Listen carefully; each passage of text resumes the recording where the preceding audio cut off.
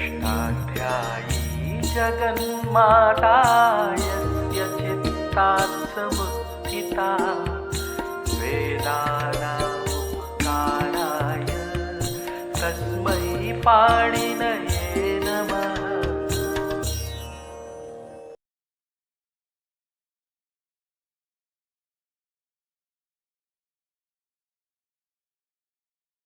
नमः पाणिनये। हम लोग पाणिनि अष्टाध्यायी की प्रक्रिया में प्रवेश करना चाह रहे हैं। इसके लिए हमने आवश्यक संज्ञाओं को पढ़ा और संधियों को प्रक्रिया के अनुसार पढ़ा। अब हम प्रक्रिया आरंभ कर सकते हैं। उसके लिए कितने साधन लगेंगे उनका विवेचन हम करते हैं। तो अष्टाध्यायी में 5 प्रक्रियाएं हैं। धातु से प्रत्यय लगने पर होने वाली जो प्रक्रिया है उसका नाम है धात्वधिकारीय प्रक्रिया। यहाँ पर तिङन्त प्रक्रिया, कृदंत प्रक्रिया, संदंत प्रक्रिया, यङन्त प्रक्रिया, यंगलुगंत प्रक्रिया, ये कोई भेद नहीं। ये सारे के सारे भेद अनावश्यक हैं।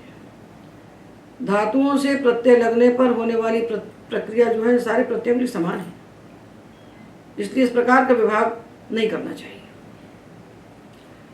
दूसरी प्रक्रिया है सुबंध प्रक्रिया, तीसरी प्रक्रिया है तद्धित प्रक्रिया, चौथी है समासक प्रक्रिया और 5वीं है स्वरक प्रक्रिया। ये 5 प्रक्रियाएं अष्टाध्यायी के भीतर गुम्फित हैं। और जो बचे हुए सूत्र हैं उनमें क्या है, उनमें संज्ञा सूत्र हैं, परिभाषा सूत्र हैं, संधि के सूत्र हैं और कारक तथा विभक्तियां हैं। इतना ही अष्टाध्यायी का प्रस्ताव पूरा। तो ये 5 प्रक्रियाओं के सूत्र एक दूसरे से टकराते नहीं और एक दूसरे के काम में आते नहीं। संधि के सूत्र सारी प्रक्रियाओं में काम में आते हैं, इसलिए उनको हमने अलग से पढ़ लिया। अब एक एक प्रक्रिया को हमें अलग अलग पढ़ना चाहिए, खंड खंड में पढ़ना चाहिए। इसलिए ये जो अष्टाध्यायी भगवान पाणिनि की, ये अखंड नहीं है, ये सखंड है। जो उसके वृद्धि राधेश से आ तक जुड़ी हुई समझते हैं, ये उनका भ्रम है। इसको तोड़ना ही पड़ता है और तोड़ने के बाद इसके जो विभाग 6 बनते हैं, 5 विभाग प्रक्रियाओं के बनते हैं, 1 विभाग सामान्य बनता है। ये प्रक्रिया के सूत्र,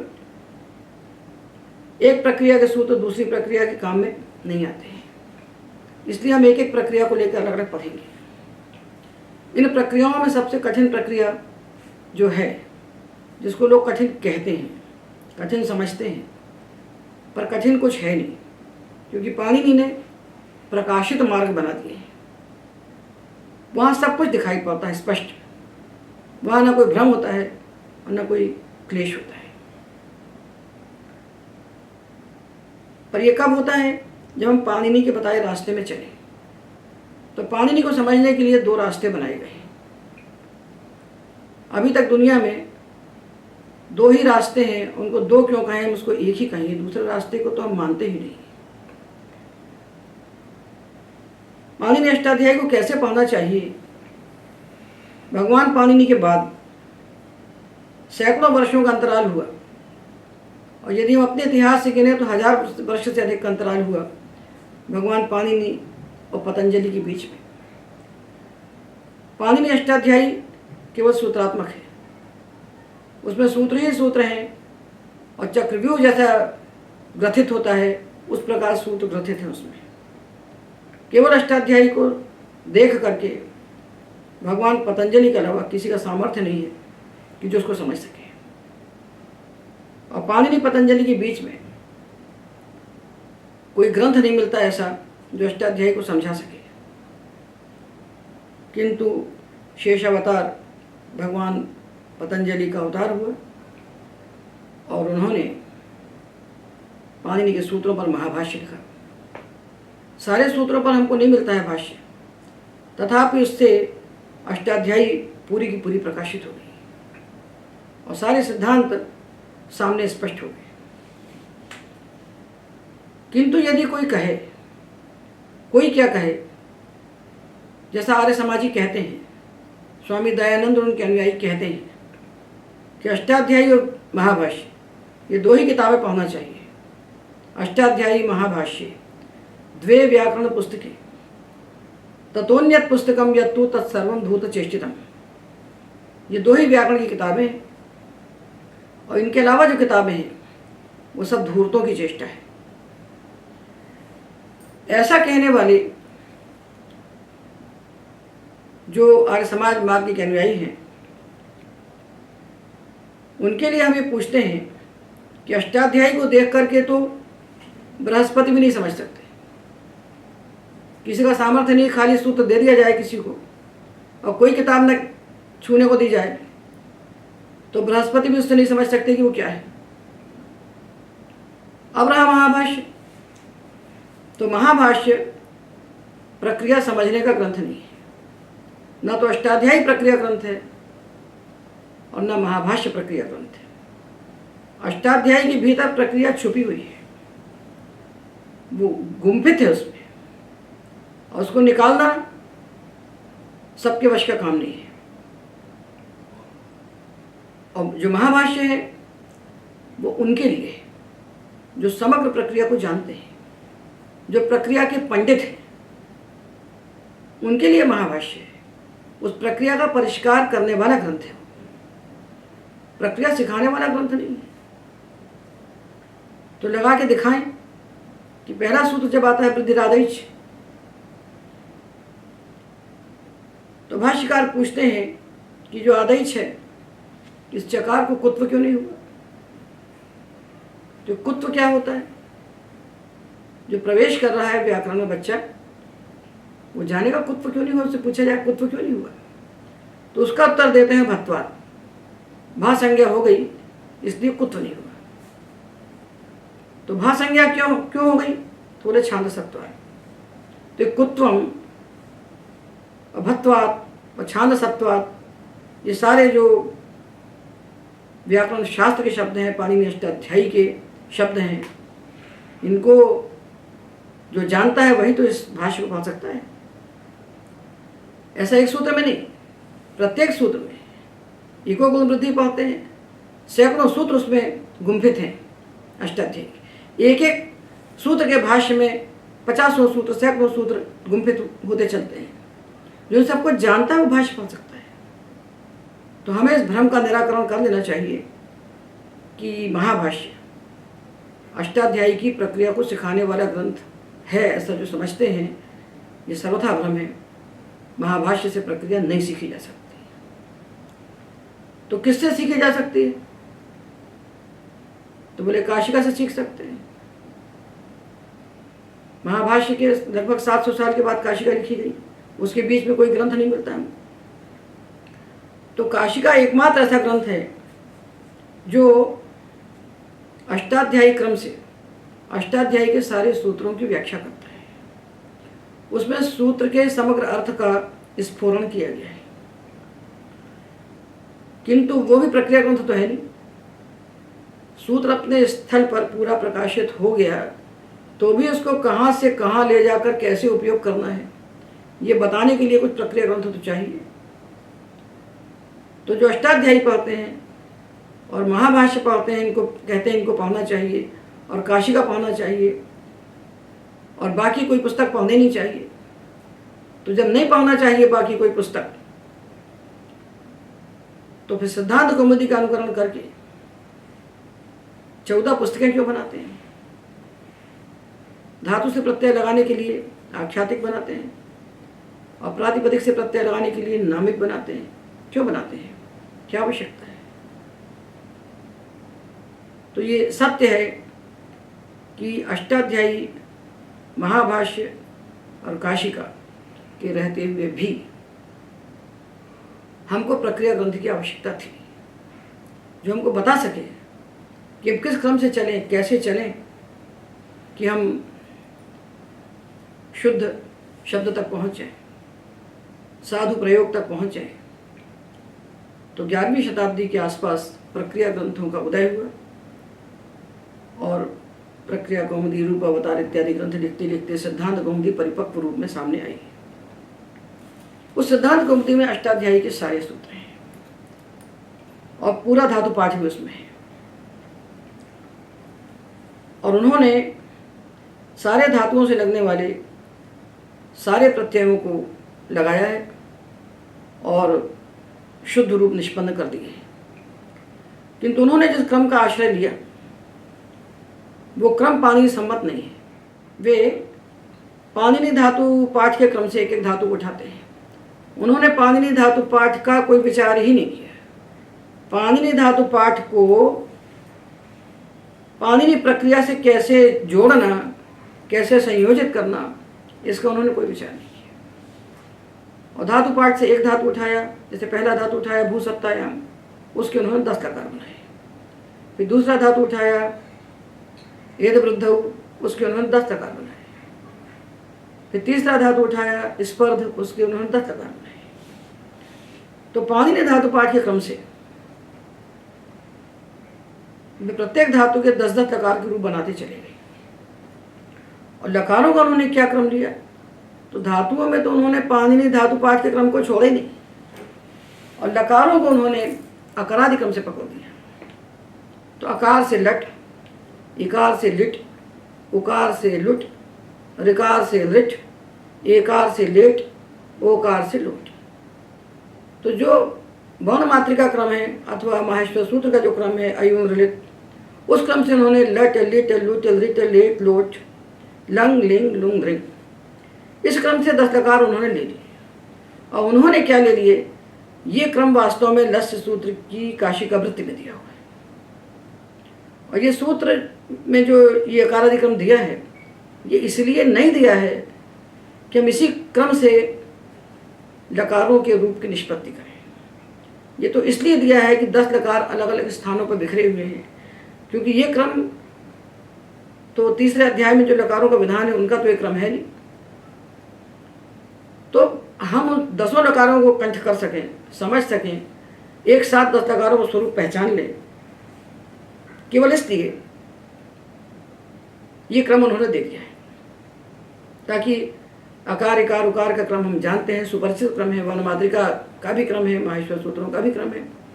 तो केवल 10 लकारों को एक साथ दिखाने के लिए, उनका स्वरूप दिखाने के लिए क्रम उन्होंने स्वीकार किया है। इसलिए तो बिल्कुल नहीं किया है कि इसी क्रम से हम लकारों की सिद्धि करें। तो प्रक्रिया ग्रंथों से चूक हो गई, और छोटी गलती नहीं, बहुत बड़ी गलती हो गई।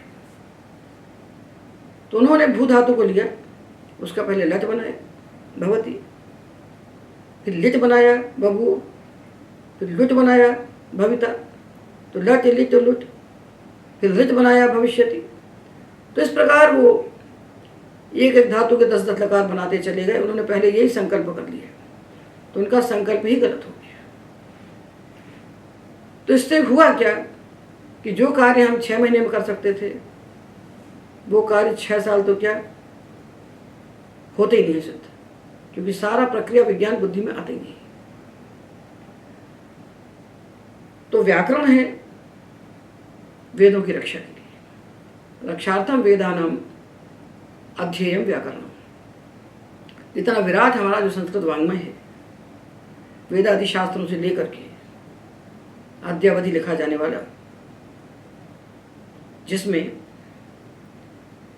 वाल्मीकि रामायण है, महाभारत है, सारे वेदांग हैं, धर्मशास्त्र है, पुराण है, न्याय है, मीमांसा है, 14 विद्याओं का पूरा प्रस्तार है, साहित्य शास्त्र है, काव्य हैं, एक से एक उत्कृष्ट। इन सबको हम पढ़ सकें निर्बाध गति से, और इनको हम संभाल सकें, क्योंकि हमारे राष्ट्र की निधि है, हमारे राष्ट्र की संपत्ति है, राष्ट्र की पूंजी है। इसको संभालने के लिए, इसमें प्रवेश करने के लिए हमें व्याकरण का अध्ययन करना है।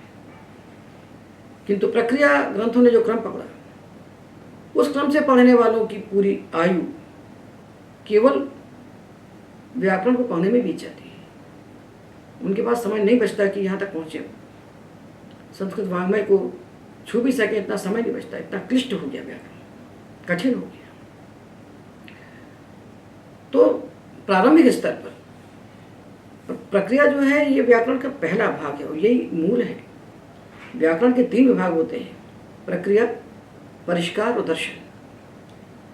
तो प्रक्रिया जो समझता है वही तो परिष्कार करेगा, जो प्रक्रिया नहीं जानेगा परिष्कार क्या करेगा। तो ये तो दीक्षित जी ने किया, एक धातु के 10 लकार बनाए। तो प्रयोग को पहले कल्पित कर लिया, पहले बना लिया मन में कि हम पहले भवती बनाना है, फिर बभू बनाना है, फिर भविता बनाना है। तो प्रयोग को पहले बुद्धि में बैठा करके उसके अनुसार पाणिनि के सूत्रों को चलाया उन्होंने। तो बन तो सब गया, पर जगह हो गया, क्योंकि भवती बनाने की प्रक्रिया अलग है और बभू बनाने की प्रक्रिया बिल्कुल अलग है। दोनों प्रक्रियाओं में जमीन आसमान का अंतर है। तो सब बन गया और रास्ता बहुत लंबा हो गया और क्लिष्ट हो गया। जितना दिखाते हैं उतनी दिखता है, जितना गुरुजी पढ़ाते हैं उतने विद्यार्थी पा सकता है, उसके बाद अगला सूत्र अपने आप नहीं पा सकता।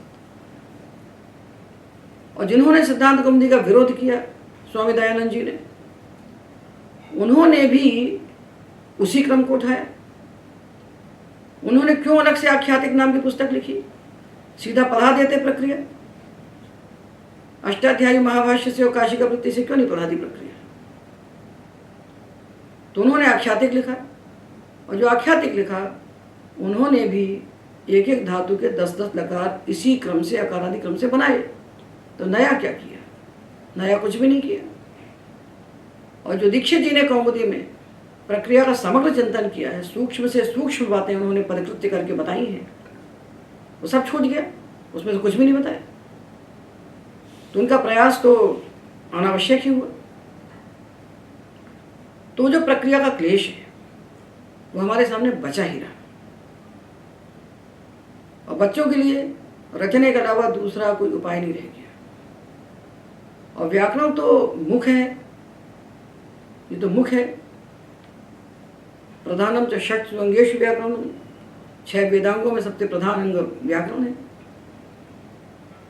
तो इसके पढ़े बिना तो हम आगे कुछ कर ही नहीं सकते। और जो आधुनिक विधियां व्याकरण पढ़ने की हमको दे गए अंग्रेज, उन्होंने बचा खुचा सारा नाश कर दिया। उन्होंने अंग्रेजी के अनुसार संस्कृत का व्याकरण बनाने की चेष्टा की और सब भ्रष्ट कर दिया। क्योंकि उनके यहाँ पहले होता first person, second person, third person, उसी का अनुकरण करके उन्होंने यहाँ पूरे पाणिनि के क्रम को तोड़ डाला। तिप्तस जी को छोड़ के मैं बस से आरंभ कर दिया। तो ये सब अग्राह्य है। हमको सरलतम उपाय चाहिए जो हमको पाणिनि की अष्टाध्यायी में प्रवेश करा के समग्र शब्दों का साक्षात्कार करा दे। उसी उपाय का नाम है ये पौष्पी प्रक्रिया, जिसको भगवान की कृपा से, भगवान पाणिनि की साक्षात कृपा से हमने देखा है, इसका हमने साक्षात्कार किया है। और इस प्रक्रिया से हमने सैकड़ों नहीं हजारों बच्चों को तैयार किया है। और इस प्रक्रिया से पढ़ने से 10 साल का बच्चा भी 10 लकारों के रूप सारे धातुओं के निर्बाध अंतर्गल बोल सकता है। ये हमारा अनुभव है।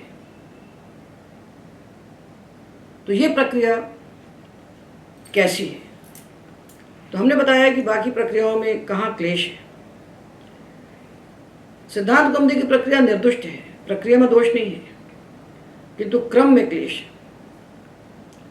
क्रम जो स्वीकार किया है उसे शब्द तो बन जाता है, और शब्द बनाने का विज्ञान क्या है ये बुद्धि में स्थिर नहीं हो पाता। तो हमने इस क्रम से अष्टाध्यायी को देखा। अष्टाध्यायी वस्तुतः एक चक्रव्यूह है, चक्रव्यूह बना हुआ है और अक्षौहिणी सेनाएं खड़ी हैं। अब किसी को नहीं पता कि इसके अंदर कैसे घुसा जाए। एक था अभिमन्यु जो जानता था इस पर कैसे घुसना, सो निकलना नहीं जानता था। तो ऐसा ये चक्रव्यूह बना है। ये पाणिनि की बुद्धि का प्रकर्ष है और ये भारतवर्ष की निधि है, ये भारतवर्ष का गौरव है। हम भारत में पैदा होते हैं और इन ग्रंथों में से किसी का नाम भी नहीं जानते हैं और खा के पी के मर जाते हैं। तो हमारा भारत में जन्म लेना और भोग विलास करके मर जाना दोनों ही अनर्थक हो जाते हैं। पाणिनि वो द्वार है, अष्टाध्यायी वो द्वार है जिस द्वार से हम संस्कृत के विशाल वाङ्मय में प्रवेश कर सकते हैं। और ये द्वार कैसे खोला जाए इसकी विधि हम आपको बता रहे हैं। इसी विधि का नाम है पौष्पी प्रक्रिया। इसमें हमने बहुत सारे ग्रंथ पहले लिखे। अष्टाध्यायी सहजबोध नाम से हमने 6 भागों में इन प्रक्रियाओं को निबद्ध किया। नव्य सिद्धांत कौमुदी नाम से संस्कृत में इस ग्रंथ को हमने लिखा,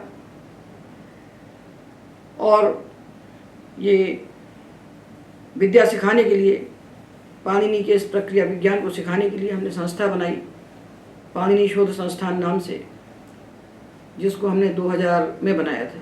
सन 2000 में इसका हमने निर्माण किया था। तब से लगभग 21-22 वर्षों में अनेक बच्चों को हमने, विद्यार्थियों को, बच्चे बड़े जो भी आते थे उनको हमने इस संस्था में आवास, भोजन और शिक्षा निःशुल्क दे करके हमने उनको ये विज्ञान सिखाया। अभी तो उनकी धारणा है कि किसने कितना धारण किया, कितना विस्मरण किया, ये तो उनके प्रारब्ध की बात है। किंतु इससे हमने ये जरूर निश्चित कर लिया कि पूरी अष्टाध्यायी को 6 से 12 महीने के भीतर इसके प्रक्रिया विज्ञान को अधिगत किया जा सकता है, यदि विद्यार्थी अधिकारी है तो। उसी विज्ञान को हम आपके सामने प्रकट कर रहे हैं। तो अष्टाध्यायी में 5 प्रक्रियाएं हैं। उसमें सबसे बड़ी प्रक्रिया और गहन प्रक्रिया है धातु से प्रत्यय लगाकर होने वाली प्रक्रिया। इसके लिए हमको अष्टाध्यायी की संरचना के विषय में भी जानना चाहिए। ये जो अष्टाध्यायी है पाणिनि की, इसमें 8 अध्याय हैं और प्रत्येक अध्याय में 4-4 पाद हैं। उनमें जो सूत्र बैठे हैं उनका एक विशिष्ट क्रम है। वे अनुवृत्ति के क्रम से बैठे हैं। अनुवृत्ति का अर्थ होता है पूर्व के सूत्र से बाद वाले सूत्र में, उत्तर सूत्र में पदों को खींच लेना। तो जब तक वो सटे हुए नहीं बैठेंगे तब तक ऊपर के सूत्र से नीचे के सूत्र पदों को कैसे खींचेंगे। ये सबसे बड़ा तत्व है उस संरचना में। पाणिनि अष्टाध्यायी की संरचना में अनुवृत्ति बहुत बड़ा तत्व है। और जो बहुत लंबी अनुवृत्ति जाती है 100-200 सूत्रों तक, उसके लिए वो अधिकार सूत्र बना देते हैं। जैसे अंगस्य। अब अंगस्य का अधिकार 6-4, 7-1, 7-2, 7-3, 7-4 इन 5 पादों में जाता है, तो अंगस्य का अधिकार कर देते हैं। फिर विधि सूत्रों के अर्थों को प्रकाशित करने के लिए परिभाषा सूत्र आते हैं। तो अनुवृत्ति, अधिकार और परिभाषा सूत्र। और चौथा तत्व है जो सूत्र के अर्थ को परिपूर्ण करता है, वो है क्रिया का अध्याहार। जहाँ कोई क्रिया नहीं होती वहाँ हम क्रिया का अध्याहार कर लेते हैं। अध्याहार का मतलब होता है कल्पना, क्योंकि किसी सूत्र में कोई क्रिया नहीं है और क्रिया के बिना वाक्य बनता नहीं, वाक्य के बिना अर्थबोध नहीं होता। तो अधिकार, अनुवृत्ति और परिभाषाएं और क्रिया का अध्याहार, ये 4 साधनों से सूत्र का अर्थ वहीं के वहीं जहाँ बैठा है सूत्र वहीं अपने अर्थ को प्रकाशित कर देता है। और प्रक्रिया ग्रंथों में सूत्र को उठा के ले गए किसी प्रकरण में अलग, अब वो सूत्र वहाँ से उखड़ के चला गया तो उसकी सारी सामग्री तो चली गई। जो सूत्र के अर्थ को जानने की सामग्री थी, वृत्ति को जानने की, वो तो वहीं छूट गई। तो पाणिनि अष्टाध्यायी का जो पहला तत्व हमने बताया वो है अनुवृत्ति, और दूसरा है अधिकार, और तीसरा है प्रकरण। पाणिनि अष्टाध्यायी में कैसे कहते हैं कार्यों, जैसे कोई शब्द बनता है तो उसमें बहुत सारे कार्य होते हैं। अरे घर में भी हम कोई काम करते हैं तो एक कार्य के बहुत सारे विभाग होते हैं, छोटे छोटे छोटे अलग अलग विभाग होते हैं। छोटा छोटा भी काम जो होता है उसके विभाग, उपविभाग होते हैं। तो जब शब्द बनता है तो कभी गुण होता है, कभी वृद्धि होती है, कभी दीर्घ होता है, कभी संप्रसारण होता है, कभी लोप होता है।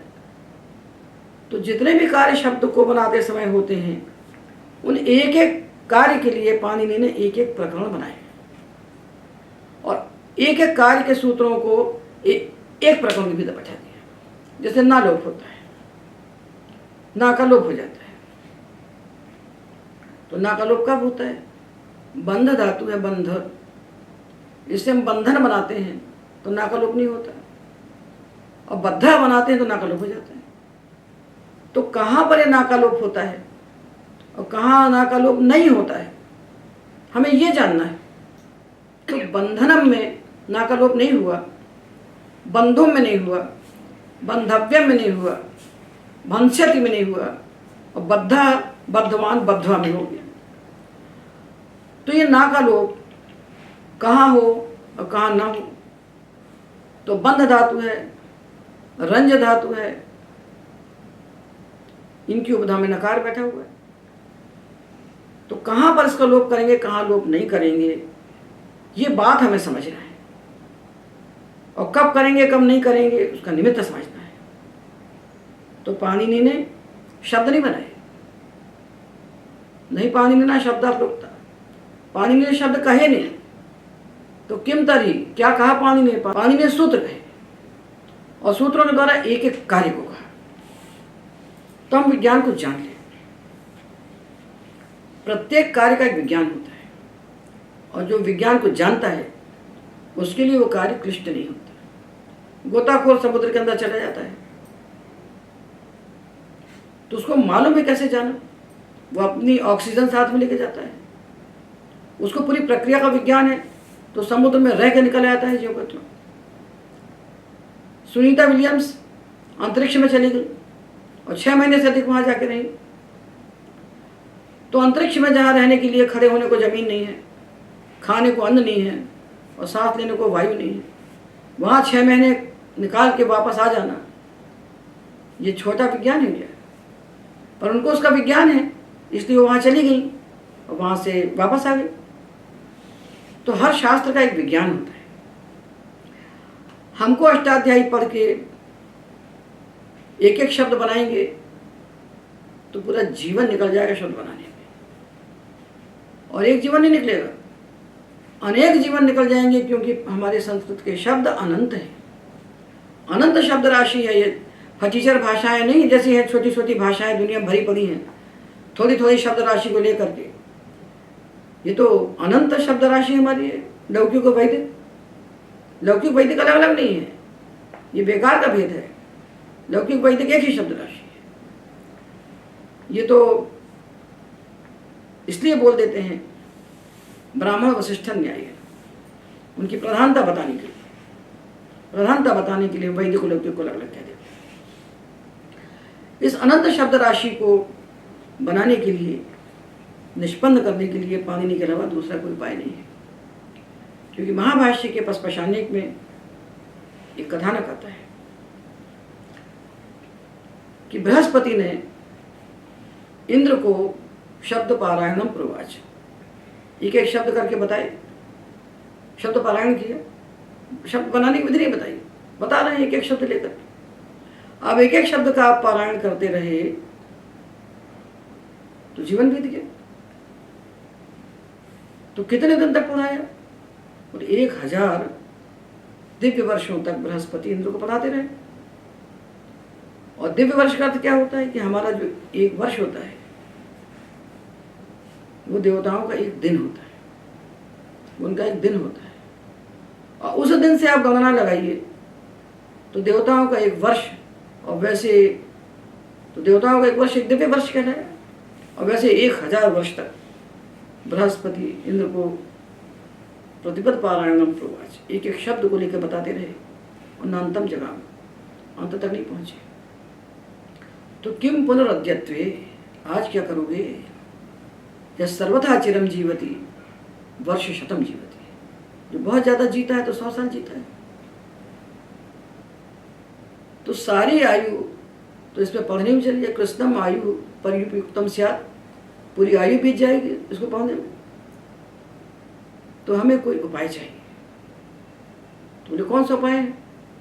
तो कहते हैं किंचित सामान्य विशेष व लक्षण प्रवृत्ति, कोई सामान्य विशेष वत शास्त्र चाहिए जो एक बार बता दे कि ऐसा होता है, ये सामान्य बात हुई, फिर बता दे कि यहाँ यहाँ नहीं होता है, ये विशेष बात हुई। धातु से हमने प्रत्यय लगाया घाय, तो ऐसा ऐसा होता है, ये सामान्य बात है। तो क्या होता है? प्रत्यय विकलित होता है, तचो नीति से वृद्धि होती है, अतुपधाया से वृद्धि होती है, आतो युक्त से युग होता है। ये सामान्य बात हो। अब कहाँ ये नहीं होता है ये बता दो, कहाँ ये नहीं होता ये मालूम हो जाए तो सामान्य विशेष का ज्ञान होने से हम अपने आप सब बना लेंगे। एक एक शब्द आप हमको बना के क्यों देंगे, हमको विद्या बता दीजिए बनाने की। तो किंचित सामान्य विशेष व लक्षणम प्रवर्त्यम, तो किम पुनस्तत्, वो कैसा हो सकता है? तो कहते हैं सामान्य उत्सर्ग कर्तव्य है, तद विशेषण अपवाद है। आप सामान्य से बताइए उत्सर्ग शास्त्र, उत्सर्ग ना सामान्य, और तद विशेषण अपवाद है, उसमें जो विशिष्ट बात है बता दीजिए, अपवाद हो जाएगा। तो ये चलते चलेगा। जैसे हमने लिट आकार बनाया, लिट आकारांत धातु, एजंत धातुओं को हम कर देते हैं आदेश उपदेश स्थिति से आकारांत कर देते हैं। तो आधातु प्रत्यय परे हैं, तो आकारांत धातु हमको इकट्ठे कर मिल गए और सारे एजंत को हमने इकट्ठा कर लिया, तो सब मिलाकर 66 धातु बन गए। हमारे पास 66 होते हैं। तो एजंत धातुओं को आत्व होता है। कब होता है? शित प्रत्यय परे होने पर नहीं होता।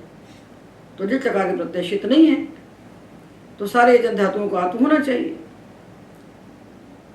तो हमने पा से पपो बनाया, या से ययो बनाया आकरण से, और जो एजंत धातु मिले हम उनको हमने आत्व कर दिया। तो वे धातु को हमने वा बनाया, और बना के हमने ववो बना दिया, ववो बना दिया, किंतु एक धातु छूट गया वे। तो सारे एजंत को हमने आ कर लिया, किंतु वे धातु को हमने आत्व नहीं किया। उसके लिए हमने अभ्यस्तस्य सूत्र लगाया और उसको हमने संप्रसारण कर दिया। एजंत है पर इसको हमने आत्व नहीं किया, और वे धातु को हमने आत्व नहीं किया, नव्योलिटी ने रोक दिया। तो एजंत धातुओं को आत्व होता है, यह सामान्य बात हुई, और दो धातुओं को नहीं होता, ये विशेष बात हो गई। ये सामान्य विशेषवत शास्त्र को यदि हम जान लें तो हम स्वयं बना लें। हमको खुद चलाना आना चाहिए। पाणिनि का जो यंत्र है महायंत्र है, ये इतना बड़ा यंत्र विश्व में बना नहीं आज तक, और इस महायंत्र से अनंत शब्द राशि बन के निकल जाती है। इसको चलाने का विज्ञान हमको मालूम होना चाहिए, और नहीं विज्ञान मालूम होगा तो बैठे रहेंगे, जब कोई बना के देगा तो बना लेंगे, बाकी फिर दरिद्र के समान मुँह जोते रहेंगे बैठ करके। तो हमको इस प्रक्रिया विज्ञान को जानना है, जो सामान्य विशेषवत शास्त्र है। तो सामान्य विशेषवत शास्त्र का अर्थ है कि एक कार्य जो हो रहा है वो सबको हो रहा है, और क्वचित किसी को नहीं हो रहा है। तो जहां आप हो रहा है बताते हैं, वहीं आप नहीं हो रहा बताइए। जहां आप कहते हैं ऐसा होता है, वहीं आप बताइए ऐसा नहीं होता है। ये पाणिनि का विज्ञान है। तो हमने देखा कि एजंत धातुओं का आत्व होता है। कब नहीं होता है? जब शित प्रत्यय हो तो नहीं होता है। तो होना चाहिए सारे एजंत धातुओं का, पर जब लिट प्रत्यय आता है तो वे धातु वे तंतु संताने को तो आत्व हो जाता है। तो वा धातु से भी ववो बनता है, और वे से भी आत्व होकर के ववो बनता है, किंतु वे धातु को आत्व नहीं होता। कब नहीं होता? अभ्यस्तस्य च, तो उससे जुहाव बन जाता है। और जो वे धातु है संवर्ण है, उसको भी नव्योलिटी मना कर देता है। तो लिट परे होने पर एजंत धातुओं को आत्व होता है। सामान्य बात जो है ये दो धातुओं में नहीं लगती। तो वे और भे, ये दो धातुओं का आत्व नहीं हुआ। तो सबको हुआ, दो को नहीं हुआ, ये विशेष हो गया। तो सामान्य विशेषवत लक्षण पाणिनि का ये है। अर्थात जब आप आत्व बताते हैं तभी आप बताइए कि आत्व कब नहीं होता। ये पाणिनि ने किया है। तो उन्होंने आत्व के लिए एक प्रकरण बनाया अष्टाध्याय के 6वें अध्याय के प्रथम पाद में, जो आरंभ हुआ आदेश उपदेश शिति से। ये सूत्र है 45वां। और चला कहाँ तक? 57वां सूत्र है नित्यम स्मयते तक। तो 45 से 57 तक सूत्रों के बीच में उन्होंने ये बता दिया कि एजंत धातुओं को जो आत्व होता है वो कब नहीं होता है। तो जहाँ जहाँ नहीं होता वो विशेष कहलाए, और जहाँ जहाँ होता है ये सामान्य कहलाए। ये सामान्य विशेषवत भाव है शास्त्र का, और एक प्रकरण में एक कार्य को कहते हैं। जब आत्व कहा तो केवल आत्व की बात करते हैं। तो पूरे शास्त्र में कहाँ कहाँ आत्व होता है और कहाँ कहाँ आत्व नहीं होता है, ये पूरा एक प्रकरण के भीतर उन्होंने कह दिया। ये प्रक्रिया ग्रंथों में जब हमने एक प्रयोग के लिए सूत्र को खींचा तो प्रकरण भग्न हो गया, प्रकरण का भंग हो गया, और पाणिनि ने जो चाहा था वो नहीं हो पाया।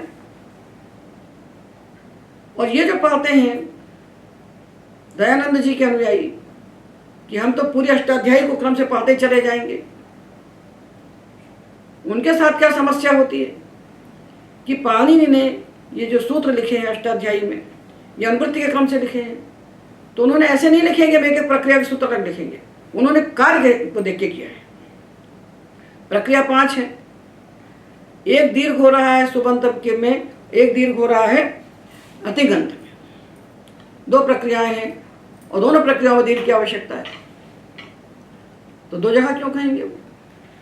तो एक साथ कहेंगे ना, ये तो बार बार कहना पड़ेगा उनको। अष्टाध्यायी 4000 सूत्रों की है तो 40,000 की हो जाएगी अगर आप अलग अलग करेंगे तो उन्होंने कहा एक साथ, पर हमें अपने विवेक से उसको तोड़ देना चाहिए, क्योंकि तिङन्त का सूत्र सुबंत में नहीं लगने वाला। देखिए दीर्घ होता है, ययादि प्रत्यय परे होने पर दीर्घ होता है, तिङन्त में होता है और कहीं सुबंत में भी होता है। तो उन्हें सूत्र बनाया अतो दीर्घो यኝ, अतो दीर्घो यኝ। ये सूत्र है 7वें अध्याय के 3रे पाद का, 101 होगा सूत्र, अतो दीर्घो यኝ। तो ये सूत्र कहता है अदंत अंग को दीर्घ होता है ययादि सार्वधातुक प्रत्यय परे होने पर। ये क्या काम कर रहा है? दीर्घ कर रहा है। कब कर रहा है? ययादि प्रत्यय परे होने पर कर रहा है। कैसा ययादि प्रत्यय? सार्वधातुक प्रत्यय। अब ययादि प्रत्यय परे होने पर सुबंत में कहाँ दीर्घ होता है? तो सुपिचा राम अभ्याम जब बोलते हो तो रामाभ्याम बनता है, रामाभ्याम बनाते हैं, तो भ्याम परे होने पर राम को दीर्घ हो रहा है। ये कब हो रहा है? ये ययादि सुप प्रत्यय परे होने पर हो रहा है। तो अतो दीर्घो यኝ, ये तीनों पद चाहिए सुपिचा सूत्र। सार्वधातु के नहीं चाहिए, अतो दीर्घो यኝ चाहिए। तो उन्होंने अतो दीर्घो यኝ के बाद सुपिचा लिख दिया। अब जब सुपिचा लिख दिया तो क्यों लिखा कि, तो उन्होंने अतो दीर्घो यहीं से सटा के उसके नीचे 102 क्रमांक में सुपिचा को लिख दिया। क्यों लिखा भाई? इसलिए लिखा कि उसको अतो दीर्घो और यहीं तीनों पद को पकड़ के खींच ले। तो सुपिचा जो सूत्र था उसके पास अब 3 शब्द और आ गए। तो क्या अर्थ बन गया? अतो दीर्घो यኝ सुपि। अदंत अंग को दीर्घ होता है ययादि सुप परे होने पर। उसको भी अदंत अंग चाहिए, इसको भी चाहिए, उसको भी ययादि चाहिए, इसको भी ययादि चाहिए, उसको ययादि सार्वधातुक चाहिए, इसको ययादि सुप चाहिए। तो यदि सुबंत प्रक्रिया के सूत्र अलग लिखते तो सुपिचा सूत्र जहां भी लिखते जाकर के वो वहां हमको अतो दीर्घो यኝ कहना पड़ता, तो 3 पद बढ़ जाते। यदि प्रक्रिया अनुसार विभाजन करके सूत्र लिखते तो प्रत्येक सूत्र को आवृत्त करना पड़ता और बड़े बड़े सूत्र हो जाते उनके। तो पाणिनि के सूत्र का सबसे बड़ा प्राण तत्व है वो लाघव, लघ्वक्षरम सूत्र। जितना लघु हो सकता है, अगर 1.5 अक्षर हो सकते हैं तो पाणिनि 2 नहीं बोलते, और 2 हो सकते हैं पाणिनि 2.5 नहीं बोलते। इस प्राण तत्व की रक्षा करने के लिए उन्होंने कार्य के अनुसार प्रकरण बनाए और सारी प्रक्रियाओं के सूत्रों को उन्होंने मिश्रित कर दिए। तो इतना विवेक तो हमको करना चाहिए कि जब हम धातु से प्रत्यय लगा रहे हैं तो अतो दीर्घो यኝ के बाद हम रुक जाएं, अष्टाध्यायी को वहाँ से काट दें हम, क्योंकि उसके बाद अगर सुपिचा हम पढ़ते हैं जैसा कि इधर आज समाजी लोग पढ़ते हैं, क्रम से पढ़ते चले आते हैं एक के बाद एक। तो अतो दीर्घो यኝ पढ़ते हैं तो बनाते हैं भवामी भवावा भवामा, तत्काल सुपिचा पढ़ेंगे तो रामाभ्याम बनाना पड़ेगा।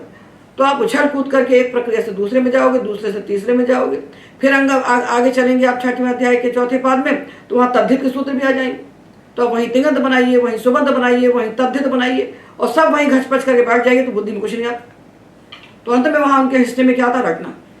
पूरी अष्टाध्यायी रट लेते हैं, पूरा धातु पाठ रट लेते हैं, प्रक्रिया का विज्ञान वहाँ नहीं आता। इसलिए दुराग्रह नहीं करना चाहिए। ये दुराग्रह है कि हम कौमुदी नहीं पढ़ेंगे और हम ये नया रास्ता बनाएंगे। तो कौन सा नया रास्ता आपने बनाया? रटवाते हो बैठकर?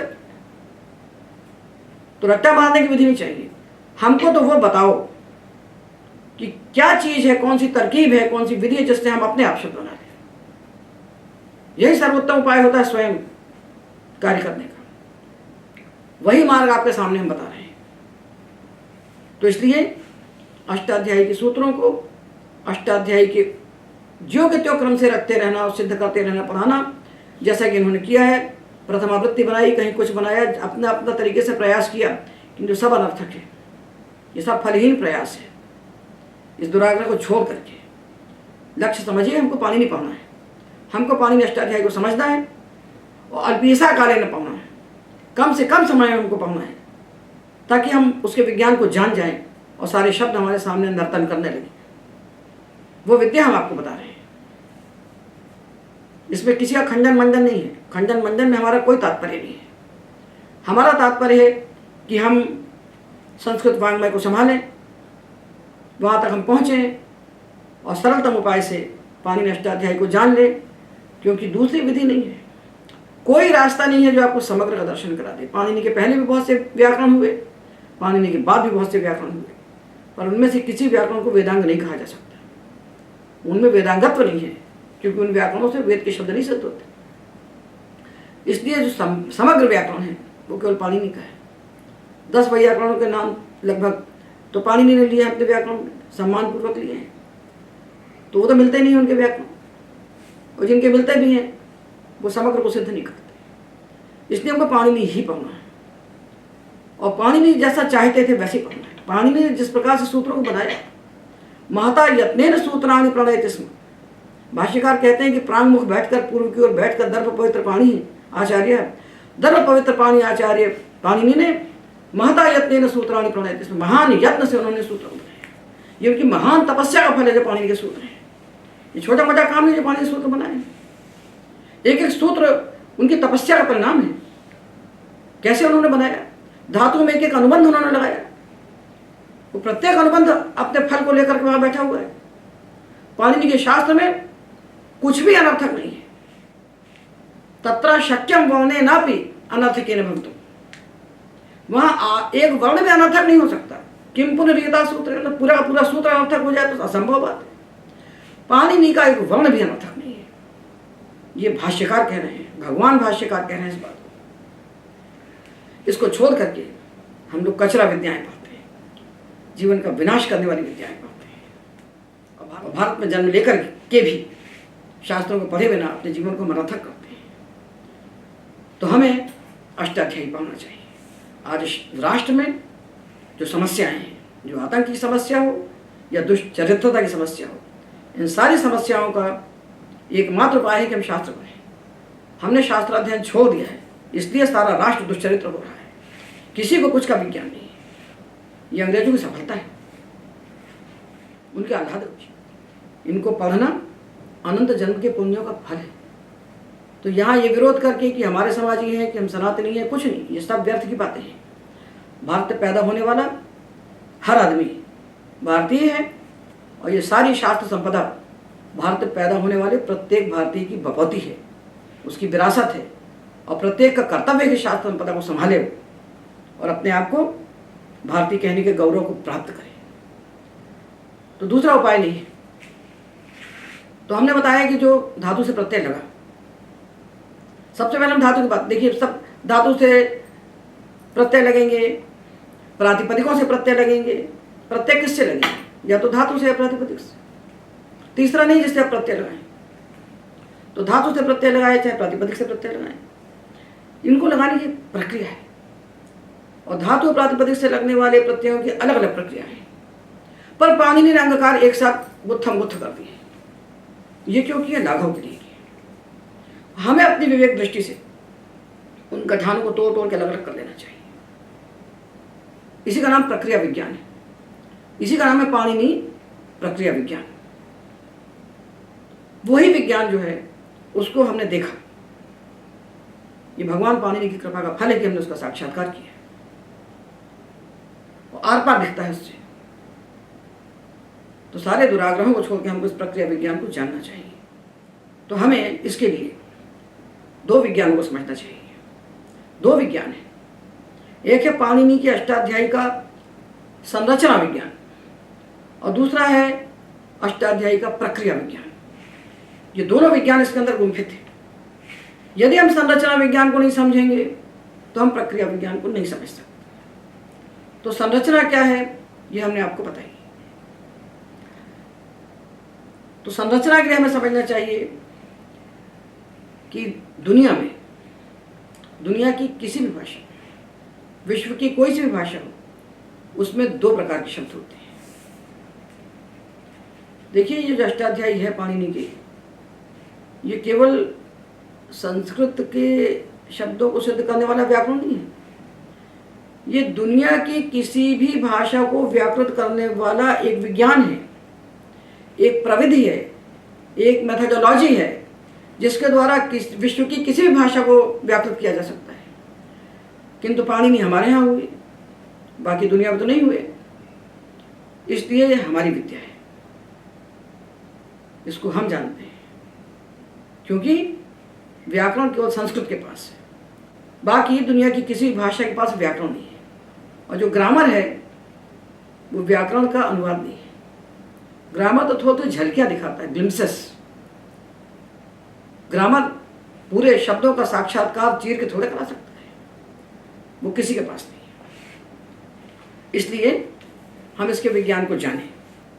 तो देखिए ये जो शब्द बनते हैं ये किससे बनते हैं ये हमको मालूम होना चाहिए। ये दुनिया में को सब मालूम है कि रसगुल्ला किससे बनता है, तो रसगुल्ला खोवे से बनता है। और भजिया किससे बनता है, तो बेसन से बनता है। हर चीज की प्रक्रिया होती है। अरे घर में स्वच्छता करने की, झाड़ू लगाने की भी प्रक्रिया होती है। वो प्रक्रिया भी पाणिनि को पढ़ने वाला व्यक्ति अगर है तो उससे अच्छी प्रक्रिया कोई नहीं जानता। पाणिनि को पढ़ने से जीवन सुव्यवस्थित हो जाता है, चित्त स्थिर हो जाता है। अच्छा, दुनिया की सबसे बड़ी समस्या क्या है, विश्व की सबसे बड़ी मुसीबत क्या है, इसको कोई नहीं सोचता। सबसे बड़ी मुसीबत है हमारे चित्त की चंचलता। वो हमको एक क्षण चैन से बैठने नहीं देता, न बच्चे को, न जवान को, न बूढ़े को। सबसे बड़ी मुसीबत, सबसे बड़ा संकट जीवन का है चित्त की चंचलता। और विश्व में होने वाली सारी आपदाओं का वही हेतु है। पाणिनि शास्त्र को पढ़ने से चित्त की चंचलता नष्ट हो जाती है। इससे बड़ी क्या उपलब्धि चाहिए आपको? इससे बड़ी कोई उपलब्धि नहीं हो सकती, इससे बड़ा कोई फल नहीं हो सकता जीवन का। क्योंकि जब तक चित्त में, जैसे समुद्र में तरंगे उठती हैं, लहरें उठती हैं, उछाल आते हैं, ज्वार भाटे उठते हैं, उसी प्रकार ये मन समुद्र से अधिक उछाल मारता है। और जब तक ये उछलेगा तब तक आप क्या कर सकते हैं? आप कुछ कर ही नहीं सकते, कुछ सोच नहीं सकते। आप केवल उसमें थपेड़े खा सकते हैं। उन थपेड़ों से मुक्ति चाहिए, यह आपको हम आध्यात्मिक फलश्रुति बता रहे हैं अष्टाध्यायी की। उन थपेड़ों से आपकी मुक्ति चाहिए तो अष्टाध्यायी पढ़िए, अपने बच्चों को पढ़ाइए, शब्द सिद्धि कीजिए, आपकी सारी समस्याएं समाप्त हो जाएंगी। पेट तो 2 रोटी से भरता है, पेट भरने के लिए इतना सारा नहीं चाहिए जितना हम चाहते हैं, जितने की हम कामना करते हैं, जितने की हम हवस करते हैं। इदमद्य मया लब्धम इमं प्राप्स्ये मनोरथम इदमस्ति इदमपि मे भविष्यति पुनर्धनम असौ मया हतः शत्रुरनिष्टे चापरानपि ईश्वरो महं भोगी सिद्धो हम बलवान सुखी आढ्यो विजनवान अस्मि कोन्योच्च सदृशो मया यक्षे दास्यामि मोदिष्ये इत्यज्ञानम विमोहिता अनेक चित्त विभ्रांता मोह जाल समावृता ईहन्ते काम भोगार्थो मन्याये नार्थ संचयान। आदमी अन्याय से धन इकट्ठा करने में लगा है। इतना मिल गया, इतना और चाहिए, इसको मारा, इसको और मारूंगा। ये क्या है? ये जीवन का सुख है क्या? धन चाहिए, कैसे चाहिए, कितना चाहिए? अर्थ संचयान, ढेर चाहिए, प्रभाव चाहिए धन का। और कैसे चाहिए? तो अन्याय न, सही मार्ग से मिले, गलत मार्ग से मिले, चाहिए। ये सारा जो बवंडर है चित्त का, इसका शमन कैसे करोगे? अध्यात्म विद्या से नहीं आती कि राधे राधे रटो चले आएंगे बिहारी, नाचने गाने से भगवान नहीं मिलते। ये सब धंधा है, ये कथावाचकों का धंधा है। इस धंधे को तोड़ना चाहिए। वह धंधा टूट जाता है शास्त्र पढ़ने से। जिसको किसी शास्त्र के एक अक्षर का ज्ञान नहीं, वो व्यास गद्दी पर बैठ के ताली बजवा के भारत की जनता को मूर्ख बनाते हैं, उनका धन लूटते हैं और उनको शास्त्र से नहीं जोड़ते, संस्कृत से नहीं जोड़ते। अरे अपवाद स्वरूप 1-8% लोग होंगे जो शास्त्र की होकर कथा कहते हैं। वो भी किस लिए कहते हैं? कथा में से धन निकल जाए तो देश सुधर जाए। इस देश में कथाएं कही जाती थी चरित्र की रक्षा के लिए। सूत लोग कथा कहते थे, वे पैसा लेते थे किसी से क्या? राष्ट्र की संपत्ति की रक्षा के लिए, राष्ट्र के इतिहास को बताने के लिए, राष्ट्र की पूरी परंपरा को बताने के लिए, पूरे राष्ट्र के जन के चित्त की शुद्धि के लिए कथाएं कहते थे। उसके लिए कहा गया कथा समानम भूमि नास्ति चान्यत, कथा के समान धरती पर कुछ नहीं है। कथा और श्रोता के बीच में जो पैसा घुस गया, इसने देश को बर्बाद कर दिया। कथा राष्ट्र के लिए होती है और चित्त की शुद्धि के लिए होती है, राष्ट्र की परंपरा को रक्षित करने के लिए होती है। और कथाओं से आया हुआ जो धन आता भी है, तो मंदिर में, मठ में जो धन आता था, इस देश में मठ स्थापित किए थे भगवान शंकराचार्य ने, किस लिए किए थे? कि उन मठों में आया हुआ जो धन है, ये कथाओं से आया हुआ जो धन है, ये राष्ट्र की शिक्षा के लिए खर्च होता था। उसी से राष्ट्र की शिक्षा चलती थी, शासन से नहीं चलती थी। तो सारे कथावाचक जिस दिन अपने धन का विनियोग शास्त्रों की रक्षा के लिए विद्यालयों में लगा देंगे और संस्कृत शिक्षा के लिए प्रतिबद्ध हो जाएंगे, कटिबद्ध हो जाएंगे, उस दिन राष्ट्र सुधर जाएगा। पर ऐसा दिन नहीं आएगा। इसलिए हमें अपने स्तर पर काम करना है और शास्त्र से जोड़ना है जन जन को। तो शास्त्रों से जोड़ेंगे कैसे? जब तक व्याकरण नहीं आएगा। तो व्याकरण तो पढ़ना ही पड़ेगा, वो तो द्वार है। तो धातु से प्रत्यय लगाया और प्रातिपदिक से प्रत्यय लगाया। देखिए, दुनिया में कोई सी भाषा हो, उसमें शब्द दो ही प्रकार के होते हैं। या तो धातु शब्द होता है या वो प्रातिपदिक शब्द होता है। ऐसे शब्द जो क्रिया को बताते हैं, जो किसी क्रिया को, किसी काम को बताते हैं।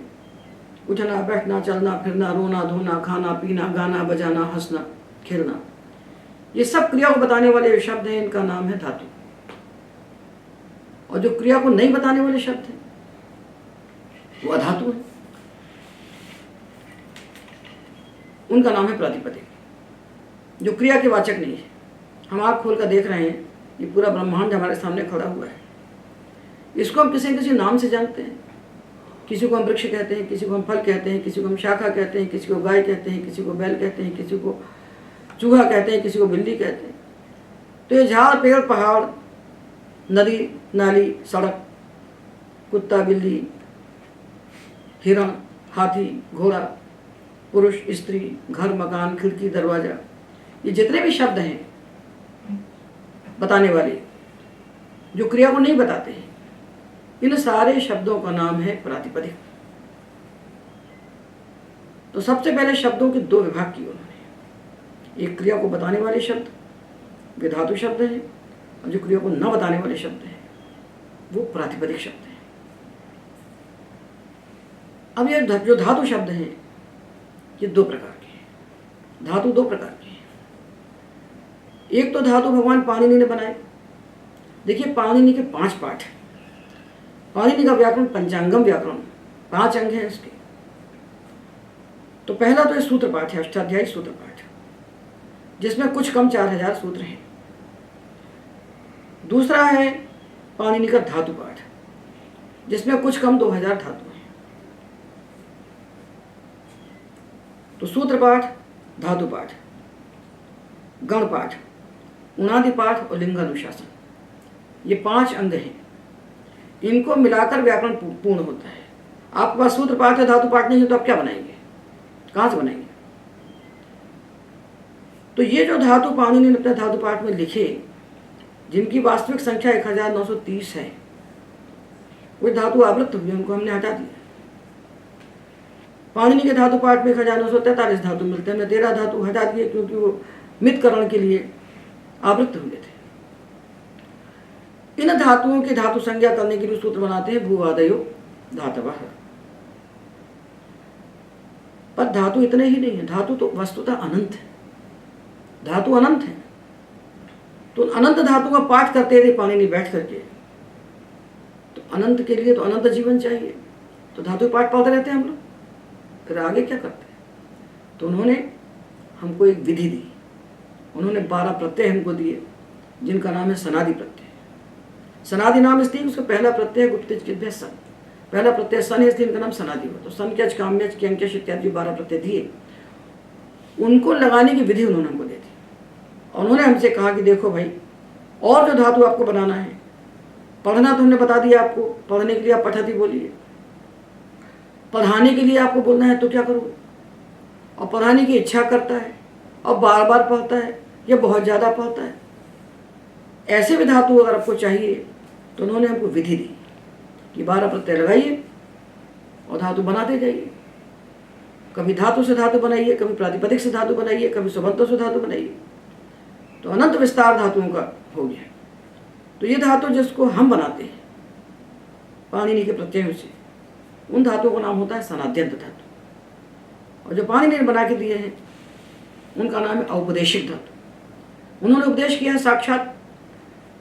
तो जिन धातुओं का पाणिनि ने साक्षात उपदेश किया, उनका नाम है औपदेशिक धातु। और जिन धातुओं को सनादि प्रत्यय लगाकर हम बनाते हैं, उनका नाम है आतिदेशिक धातु। उन आतिदेशिक धातुओं के 2 नाम और हैं, सनाद्यंत धातु और प्रत्ययांत धातु।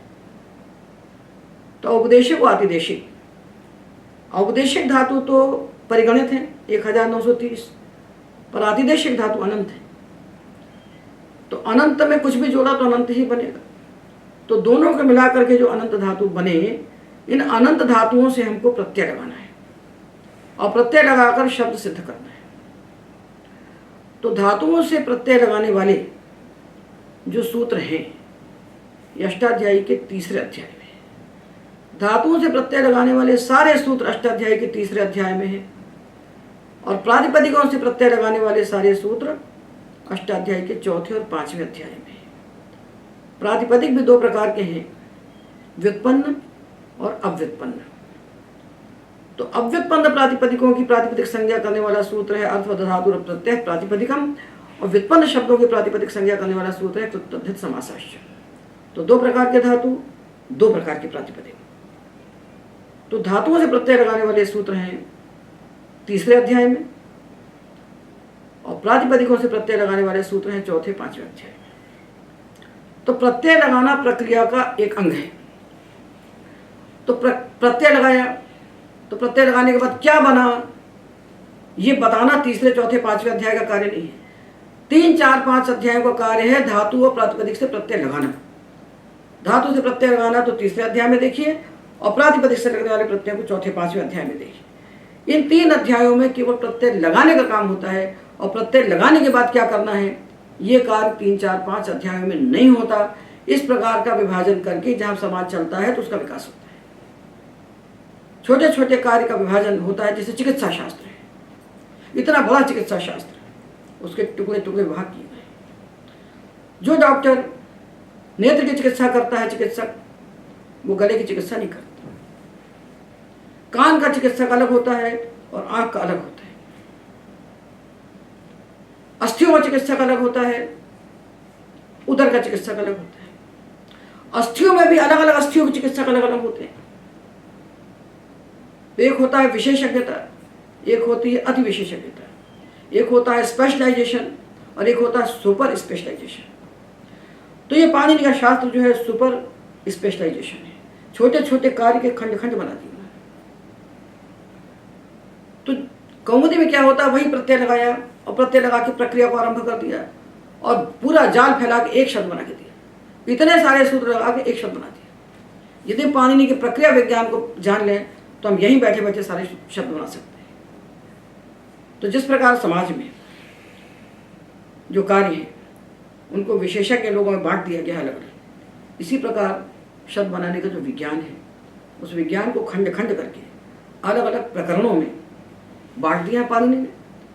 उन प्रकरणों को हम जानें, उन कार्यों को जानें और उस कार्य को कब करना है और कब नहीं करना ये जानें, तो प्रक्रिया का विज्ञान बुद्धि में अपने आप स्पष्ट हो जाएगा और लोक से लेकर वेद तक के सारे शब्द हमारे सामने अपने आप प्रकट हो जाएंगे। इसलिए पाणिनि के अष्टाध्यायी को हम पढ़ें, यही सारे शब्दों को जानने का एक मात्र उपाय है, एकांतिक और आत्यंतिक। इसलिए यही इस लोक से परलोक तक सिद्धि देने वाला यतोभ्युदय निःश्रेयस सिद्धि सा धर्म। तो हमको निःश्रेयस भी चाहिए और अभ्युदय भी चाहिए, दोनों को सिद्ध करने वाला ये जो पाणिनि का व्याकरण है इसमें हम प्रवेश करेंगे और सारे शब्दों की सिद्धि करने के उस उपाय को जानेंगे जिस उपाय को पाणिनि ने तपस्या के बल से प्राप्त किया है। उस तपोबल से प्राप्त उपाय का हम साक्षात्कार प्रक्रिया के द्वारा करेंगे। एतावदेव।